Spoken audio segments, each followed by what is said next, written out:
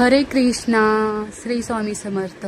चला तर मग आज आपण मथुरेचा फेमस असा पेढा बनवणार आहोत, तेही घरच्या घरी आणि एकदम सिंपल। आणि माझ्या जर टिप्स तुम्ही फॉलो केल्या ना तर हा मथुरेचा पेढा आपला म्हणजे एकदम छान होणार आहे। इथं अमूलचं गोल्ड अमूल जे दूध मिळतं ना ते आहे गाईचं, आणि गाईचंच दूध आपल्याला इथे वापरायचं आहे। आणि इथं छान आता दुधाला उकळी येऊ द्यायचं, आणि उकळी आल्यानंतर आपल्याला ते म्हणजे चमचा जो आहे तो नेहमी त्याच्यामध्ये फिरवायचा आहे दुधामध्ये।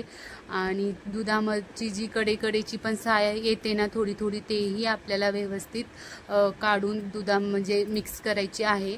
आणि साखर जी आहे ते लगेच टाकायचं आहे। 1 लिटर दुधाला 1 वाटी साखर टाकायची आहे।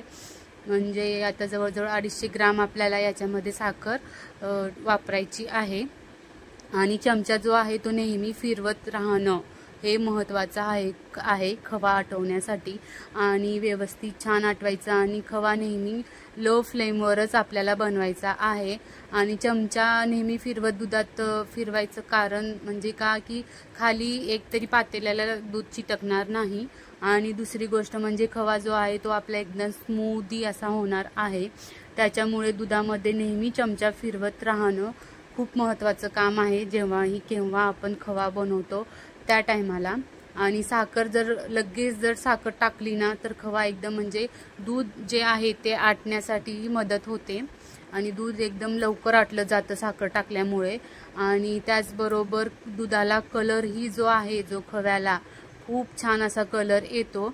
जर आपल्याला खवा म्हणजे पेढा बनवायचा असेल तर साखर आपण सुरुवातीलाच टाकायची, आणि जर आपल्याला पेढा बनवायचा नाही तेव्हा साखर शेवटी टाकायचं, हे लक्षात ठेवायचं। कारण आपल्याला जर जामून वगैरे बनवायचे असतील तेव्हा आपण दूध आटवतो तेव्हा साखर सगळ्यात शेवटी टाकायची, आणि जेव्हा पेढा बनवायचा आहे तेव्हा साखर लगेच टाकून द्यायची दुधाला उकळी आल्यानंतर। आणि नेहमी असा चमचा दुधामध्ये फिरवा, त्याच्याने खूप लवकर आपलं दूध आटलं जातं, आणि खवा रवाळ होण्याच्या ऐवजी स्मूथ असा खवा होतो, ज्याने की खूप छान असे पेढे बनतात आपले। आता पाहू शकता इथे जवळजवळ माझं आपला खवा जो दूध जे आहे ना ते आटत आलेलं आहे। पाहू शकता इथे छान दूध आटलेलं आहे, आणि स्मूदी असा खवा होत आहे आपला आता। आणि छान त्याला कलरही बघा, पाहू शकता किती छान आलेला आहे, कारण सुरुवातीला आपण साखर टाकलेली आहे म्हणून हा कलर आलेला आहे।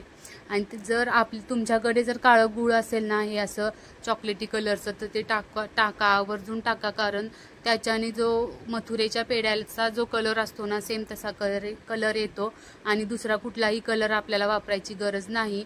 ओरिजिनल गूळ टाकायचं, जे काळं गूळ असतं ना ते आवर्जून टाका। म्हणजे पाहू शकता बघा आता थोड्या वेळाने याला आपल्या जे दूध आटलेलं आहे ना त्याला एकदम छान असा कलर येतो। आता मी परत त्याला म्हणजे मी एकदाही मला जवळजवळ हे सर्व दूध आटवण्यासाठी 1 तास लागला खरा, पण मी त्याच्यामध्ये चमचा मात्र थोडंही थांबू दिलेलं नव्हतं। नेहमी चमच्याने छान दूध एकत्र करत होते, फिरवत होते, त्याच्यामुळे असा स्मूदी असा आपला खवा बनलेला आहे। आता झालं 75% तरी काम इथे झालेलं आहे, आणि छान असं मस्त खवा बनत आहे आता आपला। पाहू शकता किती छान झालेलं आहे ते। आणि कडेकडेला जी साय लागते ना तेही जोपर्यंत पातेलं गरम असतं ना तोपर्यंत आपण काढून घ्यायची, म्हणजे परत ते जास्त हे होणार नाही, आपल्याला परत सोपं जाईल। असं मस्त आता झालेलं आहे। तरीही मी फ्लेम लो केलेली आहे। लो फ्लेमवर थोडंसं मध्ये थोडंफार फ्लेम आपण गॅसची जी आहे ती वाढवू शकतो, पण चमचा हा नेहमीच फिरवत राहिला पाहिजे दुधामध्ये, तेव्हाच म्हणजे चिटकणार नाही, नाहीतर मग भांड्याला दूध लागण्याची शक्यता असते, आणि मग जे लागेल ना तर करपेल, मग ते जे आपलं पेढा बनणार आहे तो व्यवस्थित बनणार नाही। आता इथं जवळपास झालेला आहे। आता गॅस बंद करून मी झाकून ठेवते। अर्ध्या तासानंतर असा खवा छान एकदम घट्ट झालेला आहे। पाहू शकता आता हे पेढा बनवण्यासाठी एकदम परफेक्ट आहे। आता मी ते एका प्लेटामध्ये काढून घेते खवा, आणि त्याला थोडंसं तूप लावलेलं आहे, आणि तूप लावून आता याला मी पेढ्याचा आकार देते। असं छान सर्वत्र तूप लावून घ्यायचं, थोडं हातालाही तूप लावून घ्या, म्हणजे जो खवा आहे तो चिटकणार नाही आणि हवा तो आकार आपल्याला जो पेढ्याचा तुम्हाला द्यायचा आहे तो देऊ शकता। आणि हा मथुरेचा पेढा बनविण्यासाठी आपल्याला म्हणजे शेवटी थोडीशी साखर दळून घ्यायची आणि ते पेढ्यामध्ये घोळायचं आहे आपल्याला, म्हणजे त्याच्याने एक सुंदर असा त्याला कलरही येतो आणि दिसायलाही पेढा खूप छान दिसतो। आणि मी खवा तरी नेहमीच बनवलेला आहे, हा मथुरेचा पेढा फर्स्ट टाइम बनवला, पण इतकं छान बनलेलं होतं ना की खूपच मस्त छान असं झालेलं आहे। पाहू शकता साखरेमध्ये आपण ते पेढा घोळल्यानंतर किती छान दिसत आहे, खरंच खूप छान दिसत आहे। ही सर्व श्रीकृष्णाचीच कृपा म्हणायची। आता मस्त इथं पेढा झालेला आहे, मी श्रीकृष्णालाही नैवेद्य दाखवलं आणि आता जन्माष्टमी दिवशीही दाखवणार आहे, इथं आधी दाखवलेला आहे। चला तर मग आजच्या मथुरेच्या पेढ्याची रेसिपी तुम्हाला कशी वाटली ती कमेंट्समध्ये नक्की सांगा। चला तर मग अशाच नवनवीन रेसिपीसाठी माझ्या चॅनलला सबस्क्राईब पण करा आणि भेटूया आता मग नेक्स्ट व्हिडिओमध्ये। तोपर्यंत बाय आणि जन्माष्टमीच्या खूप खूप शुभेच्छा।